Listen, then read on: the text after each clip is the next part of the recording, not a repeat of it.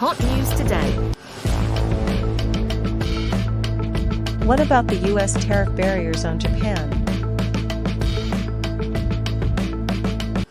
Washington.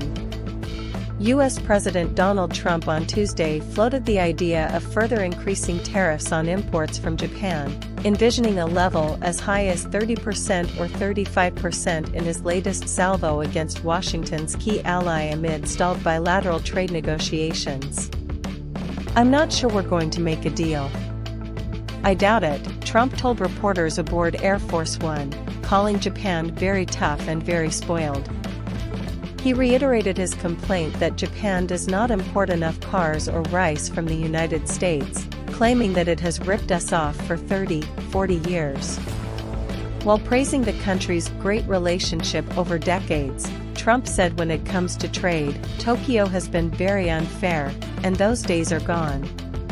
Trump said he would send a letter to Japan reading, "Thank you very much. We know you can't do the kind of things that we need, and therefore you pay a 30%, 35% or whatever the number is that we determine." Trump made the comments when asked whether he was considering extending his administration's 90-day pause on country-specific tariffs, set to expire on July 9. It remains unclear which Japanese imports could be hit by the potentially higher tariffs. He ruled out an extension of the pause, which was put in place with the aim of facilitating negotiations with major U.S. trading partners.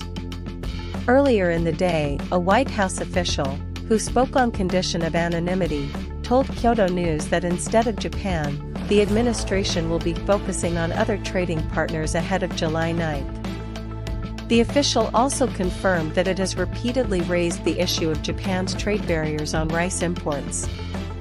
In recent days, Trump has been particularly targeting Japan on the trade front, even as he says that "I really like the new prime minister," referring to Shigeru Ishiba, whom he last met in mid-June in Canada. Ishiba and Trump at the time failed to narrow differences over his unilateral tariffs and merely agreed to continue ministerial negotiations. Under Trump's so-called reciprocal liberation date tariffs, Japan is currently facing an additional tariff of 14%, for a total rate of 24%. The 90-day pause applies only to country-specific tariffs under the scheme, covering about 60 trading partners that have notable trade surpluses with the United States. It does not affect his baseline duty of 10% on imports from almost all countries. In addition, Trump has imposed auto and other sector-based tariffs on national security grounds. His increase in April of the tariff on imported cars to 27.5% from 2.5% has especially dealt a blow to Japan, with its auto industry accounting for nearly 30% of total exports to the United States by value last year. Ishiba and Japan's chief tariff negotiator, Ryosuke Akazawa, have repeatedly urged the Trump administration to remove the much higher tariffs. Akazawa was in Washington for 4 days through Sunday for his 7th round of ministerial talks with the United States.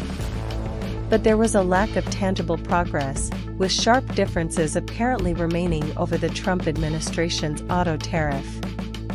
Although Akazawa pushed back his original planned departure by 1 day, he was unable to secure a meeting with U.S. Treasury Secretary Scott Bessent, a key figure in Trump's trade strategy.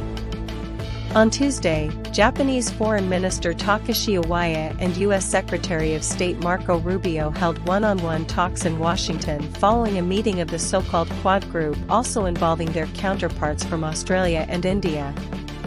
Iwaya told reporters that he and Rubio discussed defense and tariff issues. Trump has pressed Japan to pay more for U.S. forces stationed in the country and grumbled that the post-World War II bilateral security treaty is one-sided. Rubio stressed the importance of strengthening Japan's defense capabilities, but a specific level of defense spending had not been discussed, Iwaya said.